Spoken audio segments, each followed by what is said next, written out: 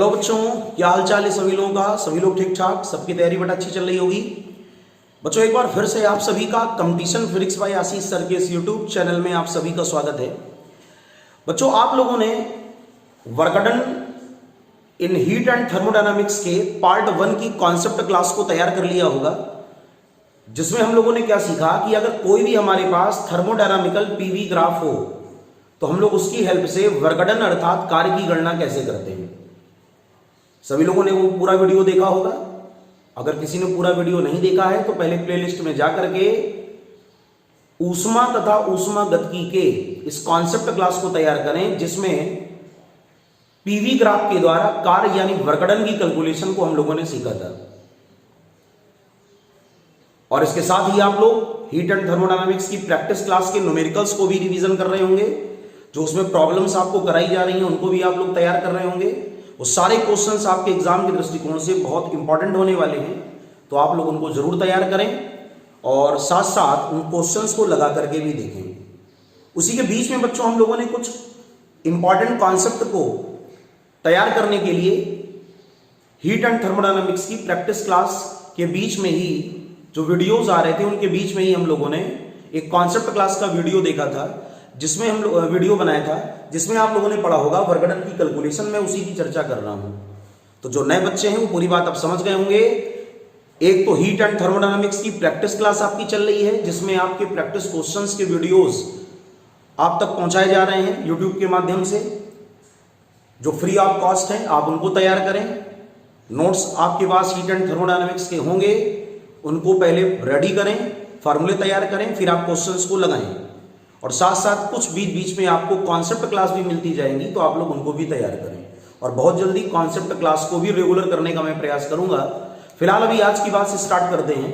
तो आज हम लोग उसी कॉन्सेप्ट क्लास का पार्ट 2, कई बच्चे कमेंट कर रहे थे सर इसका पार्ट 2 भी आप बना दें, जिसमें हम लोगों ने ग्राफ के द्वारा ग्राफिकल मेथड से वर्कडन को कैलकुलेट करना सीखा था। ठीक है, तो आज हम लोग इसी क्लास को स्टार्ट करेंगे। तो सभी लोग इसी प्रकार मन लगा करके पढ़ाई करते रहें, सभी लोग कॉपी पेन निकाल लें। और आज हम लोग स्टार्ट करेंगे हीट एंड थर्मोडायनामिक्स की कॉन्सेप्ट क्लास का पार्ट 02, जिसमें हम लोगों ने क्या सीखना है, हम लोगों को क्या सीखना है वर्कडन के डिफरेंट डिफरेंट केसेस और उसकी कुछ इंपॉर्टेंट प्रॉब्लम्स। ठीक है बेटा, तो चलिए एक बार फिर से शुरू करते हैं heat and thermodynamics part 02 work done की क्लास, जिसमें हम लोगों को कार्य की गणना करनी है। बेटा लास्ट क्लास में हम लोगों ने यहां तक चर्चा करी कि जो वर्कडन होता है इन पीवी ग्राफ, जो दाब आयतन आरेख है, उसमें अगर हम लोग वर्कडन को फाइंड आउट करते हैं, वर्कडन इन पीवी ग्राफ, तो हम लोगों ने क्या फाइंड आउट किया था, area under the PV graph. W is equal to area under PV graph. यहां तक हम लोगों ने पूरे टॉपिक को कवर किया था पिछले वीडियो में कि अगर कोई भी क्वेश्चन एग्जाम में ऐसा आता है जो वर्कडन निकालने का है और हमारे पास दाब आयतन आरेख यानी प्रेशर वॉल्यूम ग्राफ दिया गया है, तो हम लोग उसमें क्या निकालते थे, वर्कडन। यहां पर ये वॉल्यूम एक्सिस है, ये प्रेशर, और जो भी ग्राफ आपके पास बना था, थोड़ा सा मैं बता देता हूं बच्चों के लिए जिन्होंने पिछला वीडियो नहीं देखा।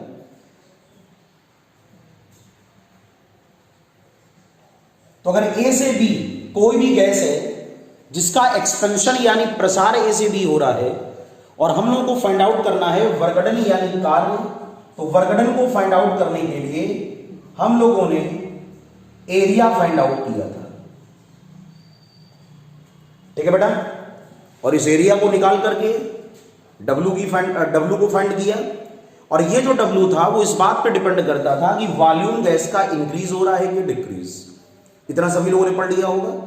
और जो बच्चे इस समय पहली बार वीडियो को देख रहे हैं वो लोग कॉन्सेप्ट क्लास का पार्ट 01 प्लेलिस्ट में जाएं, देखें, पढ़ा होगा।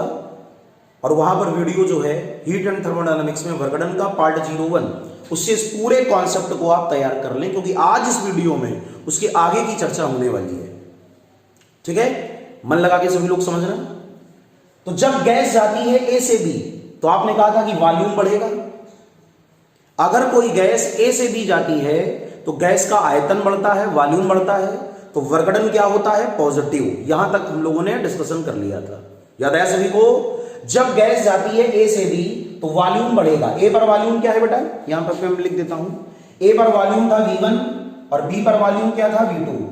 तो अगर गैस जाती है ए से बी, ए टू बी, तो वॉल्यूम बढ़ जाता है, और जब वॉल्यूम बढ़ जाता है तो वर्गड़न होता है पॉजिटिव। ठीक, यहां तक हम लोगों ने पढ़ लिया था कि अगर किसी गैस का आयतन बढ़े तो कार्य धनात्मक होगा, और यह वर्गड़न होता है बाय द गैस, अर्थात गैस के द्वारा। और दूसरी कंडीशन हम लोगों ने क्या स्टडी करी कि अगर गैस वापस आए बी से तो वॉल्यूम डिक्रीज हो जाता है, आयतन कम हो जाता है, और अगर वॉल्यूम कम होगा तो वर्गड़न बेटा होगा नेगेटिव। याद आया आपको? और इसको हम लोगों ने कहा था this work done is on the gas, ऐसा जो वर्क होगा वो गैस पर होगा। यहां तक सभी लोगों को पूरी बात क्लियर हो गई?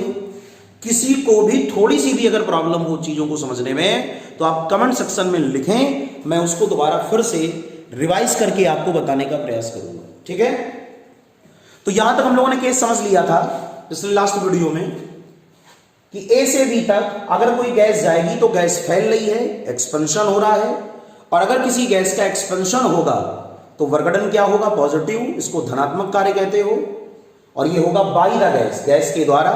और दूसरा केस हम लोगों ने क्या पढ़ा था कि अगर कोई गैस कंट्रैक्ट हो रही है, सिकुड़ रही है, संपीड़ित हो रही है, तो वॉल्यूम क्या होगा? डिक्रीज होगा, और अगर वॉल्यूम डिक्रीज होगा तो ऐसी कंडीशन में वर्गड़न क्या होगा? नेगेटिव। तो अगर कभी ऐसा कुछ पूछा जाए तब तो आपको उसकी सारी बातें पता ही हैं, मैंने आपको डिस्कस भी करा दिया है कि कब वर्गड़न प्लस में होता है और कब वर्गड़न माइनस में होता है। क्लियर हो गया? अब इसकी हम लोग आगे की चर्चा बेटा करते हैं कि वर्गड़न को हम लोगों ने समझ लिया कि कार्य दो प्रकार के होते हैं, या तो बाय द गैस या तो ऑन द गैस। इसको मैं रख कर देता हूं, आपको नोट करना हो तो वीडियो को रोक करके पॉज करके आप नोट कर लें। और वैसे इसकी पूरी डिटेल में क्लास मैंने लास्ट क्लास पूरी पढ़ाई हुई है। ठीक है, आप लोग इसी प्रकार मन लगा करके तैयारी करें जिससे अच्छे से अच्छे टॉपिक्स मैं आपके लिए लेके आता रहूं और कॉन्सेप्ट क्लास भी आपके क्लियर हो जाए। ठीक है, न्यूमेरिकल के साथ साथ। अब बच्चों आगे का डिस्कशन ये है कि जो वर्गड़न होता है, जिसको बोलते हो ऊष्मागतिक निकाय के द्वारा किया गया कार्य, उसके अलग अलग कंडीशंस भी होती हैं। जैसे आपने कहा कि कोई भी एक पीवी ग्राफ हमारे पास है, ठीक, इस प्रकार का, और दूसरा एक पीवी ग्राफ इस प्रकार का बना। बेटा ध्यान से समझना, पहला वाला जो पीवी ग्राफ है इसको मैं कह देता हूं नंबर 1, इसको कह देता हूं नंबर 2। अगर आप इस वाले ग्राफ को देखो तो गैस का वॉल्यूम इंक्रीज हो रहा है V1 से V2, और अगर आप इस कंडीशन को ध्यान से समझें और ऊपर वाले आप एरो को अगर देखें तो वॉल्यूम डिक्रीज हो रहा है। ये V2, ये V1 और ये O, यहां पर ये O है। तो पहले वाले केस में क्या हो रहा है? वॉल्यूम इंक्रीज होगा, और दूसरे वाले केस में क्या होगा? वॉल्यूम डिक्रीज होगा। यहां पर आयतन में वृद्धि हो रही है, यहां पर आयतन में कमी हो रही है। बिल्कुल सरल भाषा में समझने का प्रयास किया करो, ठीक है, अपने अपने लैंग्वेज में, लेकिन बिल्कुल सिंपल तरीके से, बिल्कुल भी जल्दबाजी नहीं। क्लियर? तो यहां पर अगर आपने देखा कि वॉल्यूम इंक्रीज हो रहा है, तो अगर आप पीवी ग्राफ की ट्रेसिंग को ध्यान दें बेटा, ट्रेसिंग को हिंदी में कहते हो अनुरेखण, जिधर पे ग्राफ घूमता है उसको ट्रेसिंग बोला जाता है। तो अगर आप पीवी ग्राफ की ट्रेसिंग को ध्यान दो तो ये ट्रेसिंग है क्लॉकवाइज और ये है एंटी क्लॉकवाइज। ऐसा ही है ना? यहां पर जो एरो लगा है वो दक्षिणावर्त और यहां पर वामावर्त। तो हम लोग ऐसे भी पहचान सकते हैं कि कोई भी क्वेश्चन या कोई भी प्रॉब्लम अगर हम लोगों को दी जाए और उसमें पीवी ग्राफ की ट्रेसिंग हो क्लॉकवाइज यानी दक्षिणावर्त, तो भी हम ये कह सकते हैं कि वर्गड़न क्या होगा? पॉजिटिव, क्योंकि वॉल्यूम बढ़ेगा। अगर आप इस वाले केस को देखो तो tracing anti clockwise, means volume कम होगा, वॉल्यूम डिक्रीज होगा, तो वर्गड़न क्या होगा? निगेटिव।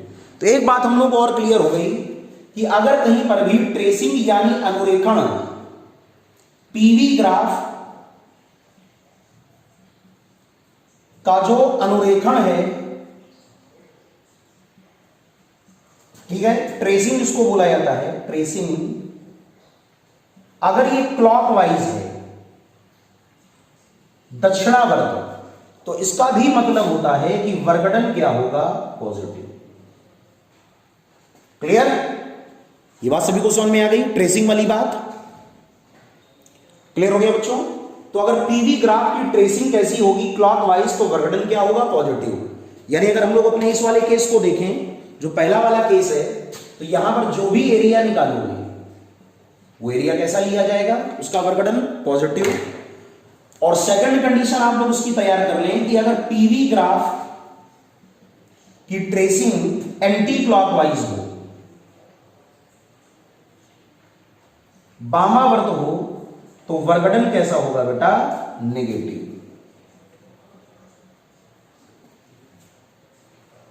क्लियर हो गया? तो अगर आप इस वाले डायग्राम को देखें तो बी से ए, जो ट्रेसिंग का मतलब ये जो एरो है, ठीक है ना, ये जो एरो बना है ये ट्रेसिंग को बताएगा अनुरेखण को। तो ये एरो किधर है? बाईं ओर, इसलिए वर्गडन क्या होगा? नेगेटिव। तो इस कॉन्सेप्ट को समझने के बाद आप पीवी डायग्राम की वो सारी प्रॉब्लम्स कर सकते हो जिनमें क्लॉकवाइज और एंटी क्लॉकवाइज के आधार पर आपको ये पहचानना हो कि वर्गडन कहां पर पॉजिटिव होगा और कहां पर वर्गडन क्या होगा बेटा? नेगेटिव। सभी को पूरी बात समझ में आ गई मेरी? तो पहले वाले केस में जो वर्गडन होगा वो पॉजिटिव, और दूसरे वाले केस में जो वर्गडन होगा वो कैसा होगा? नेगेटिव। ठीक है, सभी को क्लियर हो गया? तो कोई भी क्वेश्चन अगर ऐसा हो जहां पर आपको वर्गडन का नेचर पहचानना हो, तो आप ट्रेसिंग से भी वर्गडन के नेचर को पहचान सकते हो। अगर ट्रेसिंग कैसी है? क्लॉकवाइज, अनुरेखण है दक्षिणावर्त, तो W कैसा? पॉजिटिव। और अगर वामावर्त तो W कैसा होगा? नेगेटिव। डब कर दें इसको, जल्दी से नोट कर लें कॉपी में। तो पीवी ग्राफ में वर्गडन को निकालने का जो फार्मूला है वो तो होता है एरिया अंडर द ग्राफ। क्षेत्रफल को निकाल कर ही कार्य की गणना आप करोगे। लेकिन अगर आपको यह पहचानना हो कि वर्गडन है कैसा, तो वर्गडन के नेचर को पहचानने के लिए, कार्य की प्रगति को पहचानने के लिए हमको पीवी ग्राफ की ट्रेसिंग को देखना पड़ता है कि ट्रेसिंग कैसी होगी? क्लॉकवाइज होगी कि एंटी क्लॉकवाइज होगी। क्लियर हो गया? अब ऐसे फॉर द एग्जांपल मैंने आपसे कहा कि हमारे पास कोई भी एक पीवी ग्राफ है,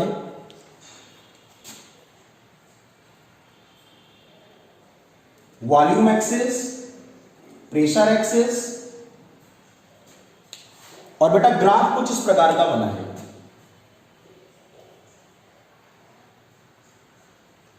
ठीक है, और यहां पर मैंने एक दूसरा ग्राफ ऐसा बना दिया।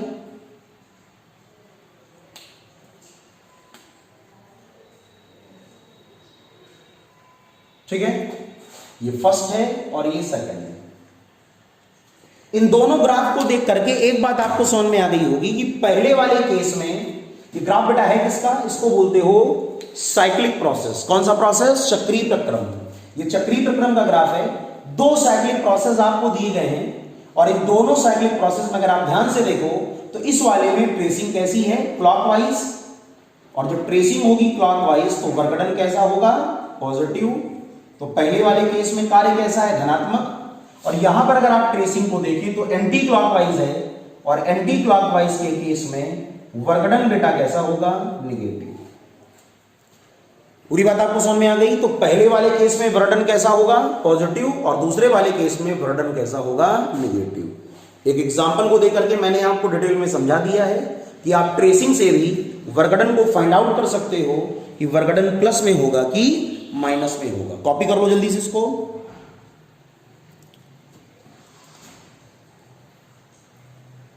वॉल्यूम एक्सिस, प्रेशर एक्सिस,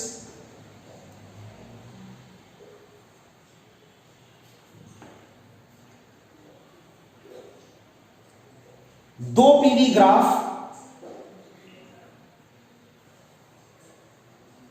इस प्रकार बनाए गए हैं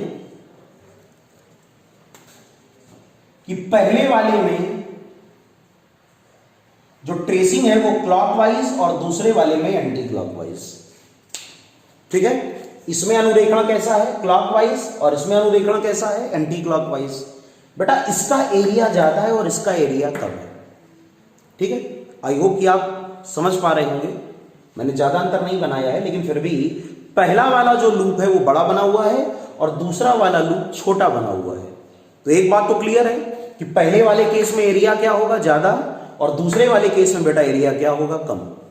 अब जिसमें एरिया क्या है? ज्यादा, जिसमें एरिया क्या है? ज्यादा, उसका वर्गडन कैसा होगा? पॉजिटिव और ज्यादा भी होगा। और जिसका एरिया है कम, इसका वर्गडन क्या होगा, नेगेटिव और कम भी होगा। बोलो सब लोग, ये बात मेरी समझ में आ गई। जो सर्कल बड़ा बना हुआ है, जो पीवी डायग्राम बड़ा बना हुआ है, जो साइक्लिक प्रोसेस का ग्राफ बड़ा बना हुआ है, उसका एरिया भी तो ज्यादा होगा, और जो छोटा बना हुआ है उसका एरिया क्या होगा, कम। तो अगर ऐसी कंडीशन पे हम लोग ध्यान दें तो पहले वाले की अगर बात करें तो जो W1 होगा वो ज्यादा होगा W2 से। एक बात तो हमको समझ में आ गई, पहले वाले ग्राफ का जो वर्गडन है वो ज्यादा होगा दूसरे से, क्योंकि एरिया ज्यादा। और दूसरी बात हमको ये क्लियर है कि ये होगा पॉजिटिव और ये कैसा होगा, नेगेटिव। सभी को बात समझ में आ गई। तो अगर हम लोग यहां पर लेट करें कि W first is equal two plus W1, assume हम लोगों ने कर लिया, इसको माना, और W2 बराबर हम लोग मान लें माइनस का W2, इसको भी हम लोगों ने एज्यूम कर लिया, है ना। पहले वाले का एरिया कैसा होगा, ज्यादा होगा, क्योंकि बड़ा बना हुआ है। आप लोग क्या पढ़ते थे, पीवी ग्राफ का अगर एरिया निकालोगे तो वर्गडन आएगा। तो यहां पर आप ध्यान से देखो जरा, ये बड़ा वृत्त बना है तो इसका एरिया क्षेत्रफल ज्यादा होगा, ये छोटा बना है तो इसका क्षेत्रफल क्या होगा, कम होगा।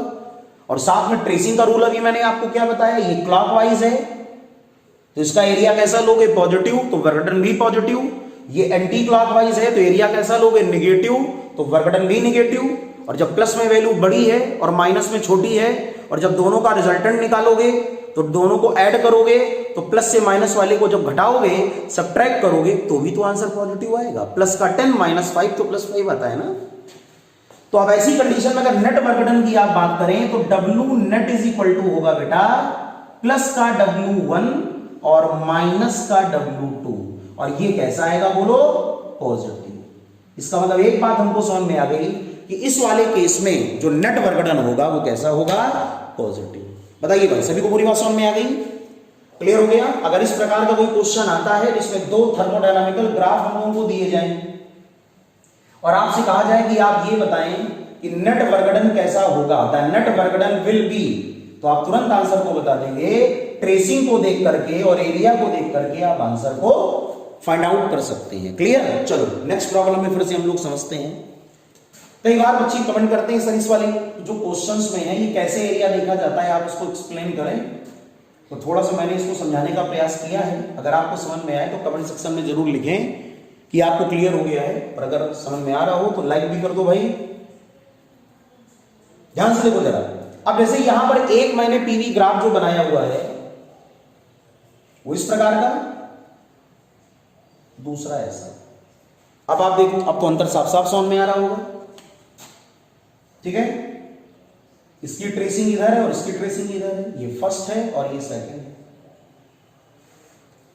अब बेटा आपको बताना है कि नेट वर्गडन कैसा होगा, जो कुल कार्य है वो किस प्रकार का होगा। पहला आंसर, दूसरा आंसर, तीसरा आंसर, चौथा आंसर। पहला आंसर है वर्गडन होगा पॉजिटिव, वर्गडन होगा नेगेटिव, वर्गडन होगा 0 और वर्गडन इनमें से कोई भी नहीं है। सवाल सबको समझ में आ गया। ऐसा क्वेश्चन एग्जाम में बन के आ जाए और आपसे पूछा जाए कि आप ये बताएं कुल कार्य कैसा होगा, तो फिर से आप एक काम करो, पहले भी ये चेक करो क्या दोनों गोले बराबर हैं, तो आंसर है नहीं।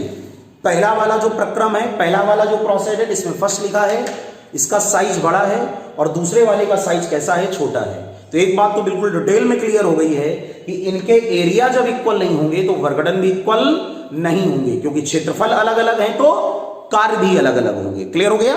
चलिए अब अगर आप ध्यान से देखें तो पहले वाले की अगर आप बात करो W1 की, तो ट्रेसिंग कैसी है, क्लॉकवाइज, इसलिए वर्गडन क्या होगा, पॉजिटिव।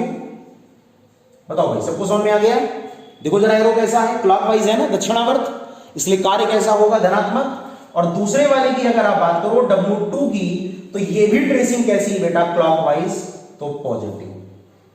ये बात सबको समझ में आ गई, बोलो भाई, क्लियर हो गया। इसका भी कार्य धनात्मक, इसका भी कार्य धनात्मक, इसलिए जो नेट वर्गडन होगा, जो कुल कार्य होगा, वो भी कैसा होगा, पॉजिटिव। अगर दोनों वैल्यू प्लस में हैं तो रिजल्टेंट भी कैसा होगा, प्लस में। तो सवाल का आंसर है परिणामी कार्य धनात्मक होगा, the net work done will be positive. Clear हो गया सभी को। दोनों एग्जाम्पल तुम्हारे सामने देखो मैंने लगा के दिखाए। इसमें पहले वाले प्रोसेस में ट्रेसिंग क्लॉकवाइज थी, दूसरे में एंटी क्लॉकवाइज।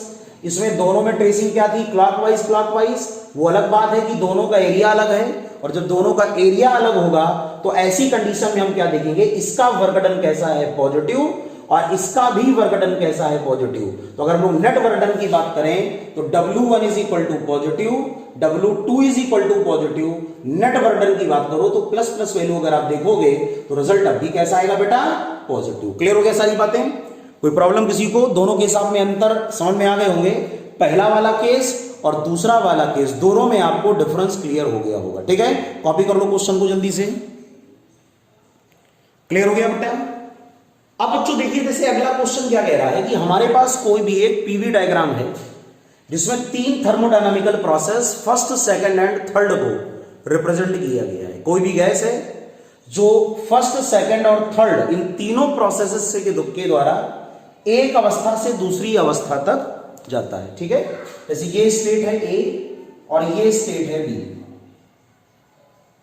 और इन तीनों प्रोसेस में जो वर्गडन है वो W1, दूसरे वाले में जो वर्गडन है वो W2, और तीसरे वाले में जो वर्गडन है वो W3। और आपको ये बताना है कि ये जो तीनों वर्गडन हैं, इन तीनों वर्गडन में सही रिलेशन क्या होगा। What is the correct relationship between all 3 वर्गडन।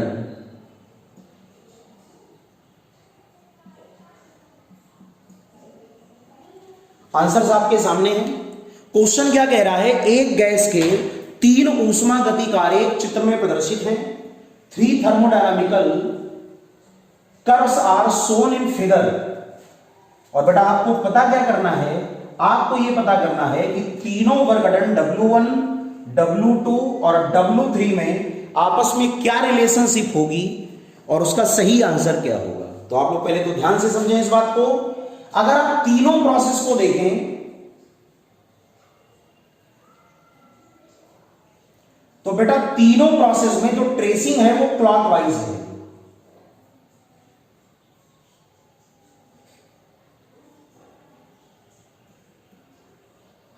ठीक, अगर आप तीनों प्रोसेस को ध्यान से देखें तो तीनों प्रोसेस में जो ट्रेसिंग है वो क्लॉकवाइज है। जैसे पहले वाले को ध्यान से आप देखें, नंबर फर्स्ट जो मैंने ड्रॉ किया। अच्छा, जब ट्रेसिंग है क्लॉकवाइज तो वर्गडन क्या होगा, पॉजिटिव। ठीक है, और इसका जो एरिया होगा, AB के द्वारा घेरा गया क्षेत्रफल, area covered under the AB, वो इतना एरिया होगा। बताओ भाई, सभी को बात समझ में आ गई? AB के द्वारा आप जो भी एरिया कैप्चर करोगे, जो भी एरिया ये ग्राफ घेरेगा, वो एरिया कैसा होगा बोलो, AB के नीचे का एरिया, ABMN। ठीक है, तो इसको हम लोग लिख लिया W1 is equal to area of ABMN। ABMN के द्वारा घेरा गया क्षेत्रफल। सारी बातें आपको समझ में आ गई? इसी प्रकार अगर आप दूसरे वाले ग्राफ को देखो, वॉल्यूम और प्रेशर, और ग्राफ कुछ इस प्रकार का बना है, A और B।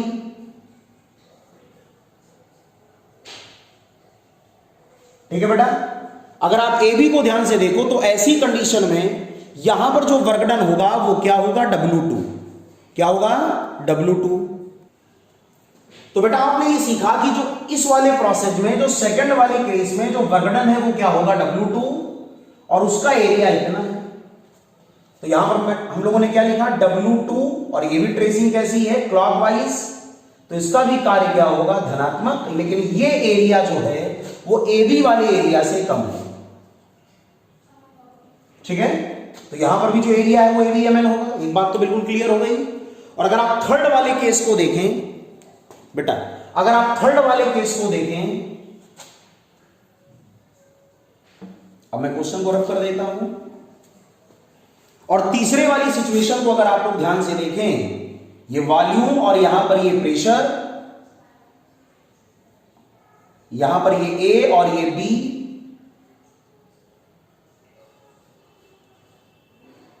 M और N। अब बच्चों अगर आप ध्यान से देखें तो थर्ड वाले केस में जो एरिया होगा, मैंने तीनों ग्राफ को अलग अलग कर दिया और कुछ नहीं किया, कंफ्यूज मत होना। तो यहां पर जो एरिया होगा वो होगा W3, और W3 भी कैसा होगा, पॉजिटिव, क्योंकि ट्रेसिंग कैसी है, क्लॉकवाइज। दक्षिणावर्त, लेकिन ये एरिया सबसे कम है। अब आप तीनों एरिया को कंपेयर करो। मैंने पूरे कंबाइंड कोर्स बिल्कुल डिटेल में पूरे क्वेश्चन को ब्रेक कर दिया 3 पार्ट में। पहला वाला देखो ये वाला था एरिया, दूसरा ये स्ट्रेट लाइन, तीसरा ये नीचे की ओर कर्व। आप स्वयं देख के ये बता सकते हो कौन सा एरिया ज्यादा है और कौन सा एरिया कम है। आपको समझ में आ रहा होगा, पहला वाला एरिया सबसे ज्यादा, दूसरा वाला उससे कम और तीसरा वाला एरिया सबसे कम। इसका मतलब क्या हुआ कि W1 जो होगा वो सबसे ज्यादा, W2 उससे कम और W3 सबसे कम होगा। इसलिए क्वेश्चन का सही आंसर है option number B, W1 is greater than W2 is greater than W3। Clear हो गया बेटा सभी को? 1 2 3 से कंफ्यूज ना होना, वहां पर मैंने ऐसे रोमन में लिख दिया है फर्स्ट सेकंड थर्ड, यहाँ पे 1 2 3 न्यूमेरिक में लिखा हुआ है, बाकी है क्वेश्चन पूरा वही। बताइए भाई सभी को क्लियर हो गया? तो आप एरिया की सारी बातें आपको समझ में आ गई। अगर आपको एरिया को फाइंड आउट करना था तो पहले आपने क्या देखा कि ट्रेसिंग क्लॉकवाइज है कि एंटी क्लॉकवाइज। जहां ट्रेसिंग क्लॉकवाइज वहां पर वर्गडन कैसा कर दिया? पॉजिटिव। और जहां ट्रेसिंग एंटी क्लॉकवाइज वहां वर्गडन कैसा कर दिया? एंटी क्लॉकवाइज है नहीं किसी में, तीनों में क्लॉकवाइज था। तो ऐसी कंडीशन में हम लोगों ने तीनों एरिया फाइंड आउट किए और हम लोगों को ये पता चला कि पहला वाला जो प्रोसेस है उसका एरिया सबसे ज्यादा है, दूसरे का एरिया सबसे कम है और तीसरे का एरिया क्या है? बोलो सबसे कम। दोनों से कम है तीसरे का एरिया, इसलिए इस आधार पर जो सही आंसर होगा वो W1 सबसे ज्यादा, W2 उससे कम, W3 उससे कम। क्लियर हो गया मेरे बच्चों? तो सभी लोग डिटेल में इन चीजों को समझते रहें। और भी जो कॉन्सेप्ट क्लास आपको लगे कि आपको कॉन्सेप्ट क्लियर करने हो तो आप जरूर कमेंट करें, मैं वो भी क्लियर कर दूंगा। लेकिन तब तक आप लोग इन चीजों को रिवाइज करें, जल्दी से नोट कर लें। कमेंट सेक्शन में जरूर लिखें कि सारे क्वेश्चंस आपको समझ में आ रहे हैं कि नहीं आ रहे हैं। कोई प्रॉब्लम होगी तो मैं उसको फिर से डिस्कस कर दूंगा। तो ऐसे क्वेश्चन कई बार प्रतियोगी परीक्षाओं में पूछे जाते हैं जिनमें आपको पीवी ग्राफ आना बहुत जरूरी है। अगर आपको ग्राफ आता है तो आप क्वेश्चंस को कर ले जाओगे। क्लियर? सभी को समझ में आ गया? इंटरेस्ट आ रहा है सभी को पढ़ाई में? कोई प्रॉब्लम तो नहीं हो रही है? बस इसी प्रकार मन लगा के पढ़ते रहो और चीजों को तैयार करते रहो। अच्छा भाई क्वेश्चन का आंसर देना। वॉल्यूम और प्रेशर दोनों साइक्लिक प्रोसेस और एक जैसे सर्कल मैंने बना दिए। पहले में ट्रेसिंग है क्लॉकवाइज, दूसरे में एंटी क्लॉकवाइज, एक फर्स्ट और एक सेकंड। दोनों इक्वल शेप्स, दोनों की आकृतियां बराबर हैं। ऑफ वीवी ग्राफ आपको यह बताना है कि नेट वर्गडन कैसा होगा। नेट वर्गडन कुल कार्य आप लोग बताएंगे कि कैसा होगा। चलो सब लोग बुद्धि लगाओ, देखो ध्यान से। पहले तो ट्रेसिंग देखो, क्लॉकवाइज है कि एंटी क्लॉकवाइज? बताओ भाई पहले वाले में ट्रेसिंग कैसी है? इन द फर्स्ट, पहले वाले में ट्रेसिंग कैसी है? क्लॉकवाइज। तो W1 क्या होगा? पॉजिटिव, बिल्कुल सही।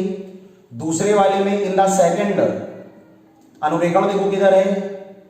क्लॉकवाइज की एंटी क्लॉकवाइज? Anti clockwise. तो वर्गडन क्या होगा बेटा? निगेटिव। और दोनों के एरिया कैसे हैं? एक जैसे। दोनों गोले एक जैसे बने हुए हैं, ना कोई बड़ा ना कोई छोटा। समानता का अधिकार सबको दिया गया है। इक्विटी, दोनों एक जैसे हैं, दोनों के एरिया एक जैसे हैं। तो W1 किसके इक्वल होगा? W2 के। और जब दोनों के एरिया बराबर तो कार्य बराबर, लेकिन एक पॉजिटिव एक निगेटिव। तो अगर हम लोग बेटा नेट वर्गडन की बात करें तो एक प्लस में और एक माइनस में, और दोनों इक्वल हैं तो W माइनस W से W कैंसिल। आंसर क्या आया? 0। कहने का मतलब इस पूरे प्रोसेस में जो कुल कार्य होगा वो क्या होगा? 0 होगा। क्लियर हो गया? तो ऐसी कंडीशन में नेट वर्गडन क्या होगा? 0 होगा। क्लियर? तो वर्गडन तो 0 भी हो सकता है ना। तो एक बात हमेशा याद रखना बेटा, पीवी ग्राफ का जो वर्गडन होता है वो पॉजिटिव भी हो सकता है, वो निगेटिव भी हो सकता है और वो 0 भी हो सकता है। तो वर्गडन 3 प्रकार का होता है, पॉजिटिव, निगेटिव और 0। कार्य प्लस में भी हो सकता है और माइनस में भी हो सकता है और 0 भी हो सकता है। बोलो भाई सभी को पूरी बात समझ में आ गई? वर्गडन प्लस में भी हो सकता है, माइनस में भी हो सकता है और 0 भी हो सकता है। सारी बातें सबको क्लियर हो रही होंगी? जितने भी वैरायटी हो सबकी मैं आपको बता रहा हूं, जिससे आप करके देखें क्वेश्चन को और नोट भी करते रहें, नोट्स बनाएं। नोट्स बनाने से चीजें बहुत जल्दी क्लियर होती हैं। जब अपने आप आप इन सारे क्वेश्चंस को, कॉन्सेप्ट को करके देखोगे तो आपको और जल्दी क्लियर होगा। ये वॉल्यूम एक्सिस है मीटर क्यूब, ये प्रेशर एक्सिस है एटीएम, एक बेटा वायुमंडलीय दाब एटमॉस्फेरिक प्रेशर, वॉल्यूम की यूनिट है लीटर। चलो ठीक है, देखते हैं कैसे करते हो क्वेश्चन। और आपको जो ग्राफ बनाया गया है थर्मोडायनामिकल ग्राफ, वो ग्राफ इस प्रकार का है, ए से बी, बी से सी और सी से ए। ठीक है, ए से बी से सी और सी से ए, सभी को दिख रहा है ना? ध्यान से क्वेश्चन लगाना। 0 2 4 6 5 10। दाब का जो मात्रक है वो वायुमंडलीय दाब एटमॉस्फेरिक प्रेशर, आयतन का है लीटर। ट्राई करो सभी लोग। सबसे पहले हम लोगों को निकालना है ए से बी का कार्य, WAB। चलो सॉल्व करो। ए से बी का वर्गफल, वीडियो को पॉज करो, क्वेश्चन अपने आप लगाओ। ए से बी तक का कार्य सभी लोग ट्राई करें, बिल्कुल क्वेश्चन को कॉपी में नोट कर लें और वीडियो को पॉज करें, आंसर मत देखें और बाद में अपने आंसर को आप मिलान करें। आपको निकालना है ए से बी का वर्गफल, और ए से बी के वर्गफल को निकालने का तरीका क्या था? जिन बच्चों को नहीं आता वो लोग ध्यान दें, बाकी लोग चीटिंग ना करें, अपने आप क्वेश्चंस को लगाएं और जो भी आंसर आए वो कमेंट सेक्शन में लिखें। ए से बी का वर्गफल, अगर ए से बी का वर्गफल तो आपको लेना पड़ेगा ट्रेपेजियम, ABMN समलंब, तो आपको लेना पड़ेगा ट्रेपेजियम यानी समलंब ABMN का क्षेत्रफल, एरिया ऑफ ट्रेपेजियम। और समलंब का क्षेत्रफल होता है 1/2 समांतर भुजाओं का योग, सम ऑफ पैरेलल साइड्स, और दोनों के बीच की लंबवत दूरी परपेंडिकुलर डिस्टेंस। क्लियर? बताया था मैंने आपको 1/2। बताइए कौन किसके पैरेलल है? AN और BM, तो आप क्या लिखोगे? AN प्लस BM, और परपेंडिकुलर डिस्टेंस कितनी है? MN, तो आप क्या लिखोगे? 1/2। कोऑर्डिनेट देखो, AN कहां पर है? A का कोऑर्डिनेट 10, N का 0, लेकिन ATM तो क्या लिखोगे बेटा? 10 - 0, और एक ATM में 10⁵, तो इंटू 10⁵, बाद में कर ले एक साथ, प्लस BM, और BM आप देखो B का कोऑर्डिनेट 5 और M का 0, 5 - 0, 5 - 0, और इन दोनों में 10⁵ का मल्टीप्लाई ऐसे करना। पक्की बात गलत आया है बेटा कुछ लोगों का आंसर, आया ना गलत? अरे बेटा गलत निकाला होगा तुम लोगों ने, डायरेक्ट कर दिया होगा, मल्टीप्लाई तो किया नहीं होगा। एटीएम को देख के तुम्हारा दिमाग चकराया तो होगा नहीं, जो कि चकराना चाहिए। हमने आपको क्या बताया था? अगर प्रेशर एटीएम में दिया हो तो न्यूटन पर मीटर स्क्वायर में बदल के क्वेश्चन को तब सॉल्व करोगे। एक एटीएम में 10⁵ न्यूटन पर मीटर स्क्वायर होता है प्यारे बच्चों, ठीक है? नहीं ध्यान दिया ना? MN में भी गलती करी होगी, MN लीटर में है और क्वेश्चन में कन्वर्ट करते समय इसको मीटर क्यूब में किया जाता है और 10⁻⁵ का मल्टीप्लाई किया जाता है। मैंने बताया था ना 1 लीटर में 10⁻³ मीटर क्यूब, 6 - 2 और इंटू 10⁻⁻3। बताओ कितना हुआ? 1/2, 10 + 5 15, इंटू 10⁵ और इंटू 6 - 2 4, इंटू 10⁻⁻3। क्लियर हो गया? आप इसको सॉल्व करोगे तो ये आएगा 2, 15 का मल्टीप्लाई करोगे आएगा 30, और 10⁵ से 10⁵ जाएगा तो 10⁻², और यूनिट क्या होगी? जूल। और अब आप बेटा कैलकुलेशन चेक कर लेना, सही है ना? देखो 10 5 15, 6 - 2 4, 10⁻³ 2 से कैंसिल किया तो 15 2 30, 5 - 3 2, सही तो है। अगर आप ध्यान दो बेटा ए से बी, तो ए पर वॉल्यूम कितना है? 2, बी पे 6, वॉल्यूम बढ़ रहा है, वॉल्यूम बढ़ेगा तो वर्कडन होगा पॉजिटिव। वर्डन क्या होगा? और पॉजिटिव वर्डन को क्या लिखते हो? By the gas. क्लियर? सारी बातें मैंने क्लियर कर दी। ए से बी का वर्डन सबको समझ में आ गया? किसी को कोई प्रॉब्लम हो तो जरूर बताना। अब हम लोग क्या निकालेंगे बेटा? अब हम लोग फाइंड आउट करेंगे बी से सी का वर्डन, WBC। WBC के लिए नीचे वाला एरिया लोगे, इतना एरिया, तो किसका एरिया लोगे बताओ? Area of BCNM। और एरिया निकालने का तरीका साइड इंटू साइड, तो BC इंटू CN, ये देखो BC इंटू CN, BC का कोऑर्डिनेट 6 माइनस 2। जहां भी ना समझ में आए वीडियो को पॉज कर दो, पहले समझो और फिर अपने आप क्वेश्चन को करो। CN, C का कोऑर्डिनेट 5, N का 0, 5 माइनस 0। लेकिन सही है क्या? सही है? अरे गलत है। कोऑर्डिनेट बदलोगे नहीं क्या? ATM है तो किसका मल्टीप्लाई? 10 टू दी पावर 5 का। बिल्कुल सही पकड़ा तुमने बच्चा, 10 टू दी पावर 5। और अगर CN की बात करोगे तो 5 माइनस 0। CN की बात करोगे, अच्छा उल्टा हो गया क्या? जब BC की बात करोगे तो 6 माइनस 2 तो लीटर में है, तो 10 टू दी पावर माइनस 3, ध्यान देना। और जब CN की बात करोगे तो 5 माइनस 0, 10 टू दी पावर 5।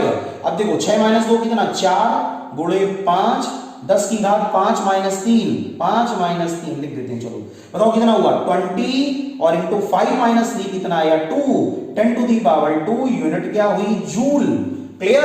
और अगर B से C की बात करो तो वॉल्यूम डिक्रीज हो रहा है, वर्कडन नेगेटिव होगा, कार्य ऋणात्मक होगा, वर्डन इज नेगेटिव, ये पॉजिटिव था। और जब नेगेटिव वर्डन होता है तो ऑन द गैस, और ये वर्कडन गैस पर होगा। क्लियर हो गया? कैलकुलेशन तो ठीक है ना? BC कोऑर्डिनेट 6 माइनस 2 लोगे, 10 टू दी पावर माइनस 3, और CN का coordinate 5 minus 0, 10 to the power 5, 6 minus 2 4, 5 5 4 20, 10 की घात 10। क्लियर? चलो टाइम फर्स्ट। सभी को समझ में आ गया? क्वेश्चन फिर भी देख लेना, कैलकुलेशन कभी कदार मिस्टेक हो जाती है जल्दबाजी में, आप ध्यान देना लेकिन है। चलो आगे बढ़े। यहां तक हो गया B से C से A का वर्णन देखो। चलो यहां कितनी जगह बची? तू सूझ जगह यही कर दे। WCA बताओ भाई एरिया कितना है? जल्दी बताओ कौन सा एरिया लेना है C से A में? अगर लगाओ सब लोग। प्रोसेस जा रहा है C2A। ये एरिया बताओ, इसके नीचे कौन सा एरिया है? अरे ये तो आइसोकोरिक प्रोसेस है। क्या मैंने बताया था? पहले वाले वीडियो को देखो, देखा नहीं ना अभी? तभी है कॉन्सेप्ट अधूरा लग रहा है तुम्हें, उसको जाके और चेक करो। C से जो CA लाइन है वो वॉल्यूम एक्सिस पे परपेंडिकुलर है। अगर कोई लाइन आयतन अक्ष पे लंबवत हो, वॉल्यूम एक्सिस पे परपेंडिकुलर हो, इसका मतलब वॉल्यूम कांस्टेंट है। वॉल्यूम कांस्टेंट है तो वर्कडन क्या है प्यारे बच्चों? 0 है। सम आयतनिक प्रक्रम, दैट मींस 0। तो बताओ पॉजिटिव होगा कि नेगेटिव? पॉजिटिव होगा कि नेगेटिव? अरे कुछ नहीं होगा। 0 में क्या पॉजिटिव? प्लस 0 कुछ होता है क्या? माइनस 0 कुछ होता है? कुछ नहीं होता। इसका मतलब WCA क्या होगा? 0। सभी को समझ में आ गया? तो अगर A से B का वर्डन निकालोगे तो 30 इंटू 10 टू दी पावर 2, ये लगा इतना इतना इतना इतना, ठीक? ये WAB है, ये लिखा हुआ है। उसके बाद अगर आप बात करोगे B से C तो WBC इतना आया और WCA 0 आया। टोटल निकालना हो जोड़ दो, तीनों को ऐड कर दो, आपको मिल जाएगा बेटा नेट वर्कडन। क्लियर हो गया? कॉपी कर लें सब लोग। ये क्वेश्चन मैंने लगवा दिया डिटेल में, सारी चीजें आपको पता है। एग्जाम में कोई एक पार्ट आ सकता है, मैंने पूरा क्वेश्चन कर दिया है। मेरा टारगेट है कि आपको सारी चीजें अच्छी तरह आ जाएं। इसके लिए जितना भी खुल के हो सके क्वेश्चन बताना पड़े, मैं बताने के लिए तैयार हूं। आपके अंदर जज्बा होना चाहिए क्वेश्चन तैयार करने का। कंधे से कंधा मिलाकर चलो, साथ देते रहो, चीजों को सीखते रहो। ऑफलाइन क्लास में ना समझ में आया हो तो ऑनलाइन में समझो। क्लियर? और उसके बाद भी अगर ना समझ में आए तो कमेंट करो, तो मैं फिर से दोबारा डिटेल में इन चीजों को क्लियर कर दूंगा। ठीक है बेटा? जल्दी से नोट कर लें। तो बेटा आज की पूरी क्लास आप सभी को समझ में आ गई होगी। जैसा भी हो कमेंट सेक्शन में जरूर लिखें, वीडियो को लाइक करें, कमेंट में लिखें पूरी बात कि आपको पूरा टॉपिक क्लियर समझ में आया कि नहीं आया। और भी अगर कोई कॉन्सेप्ट आपको समझना हो तो वो भी आप कमेंट में लिखें। और प्रैक्टिस क्लास जो न्यूमेरिकल्स की चल रही है उसको जरूर तैयार करें। जो वीडियोस आपके लिए मैं बना रहा हूं यूट्यूब पर, जितना भी फ्री कंटेंट आपके लिए दिया जा रहा है, आप लोग उसको जरूर तैयार करें। और जो नए बच्चे हैं वो चैनल को सब्सक्राइब करें और इसी प्रकार मन लगा करके अच्छे और प्यारे बच्चों की तरह तैयारी को करते रहें। अगले वीडियो में फिर से नई कॉन्सेप्ट के साथ आपसे मुलाकात होगी। तब तक के लिए जय हिंद, जय भारत।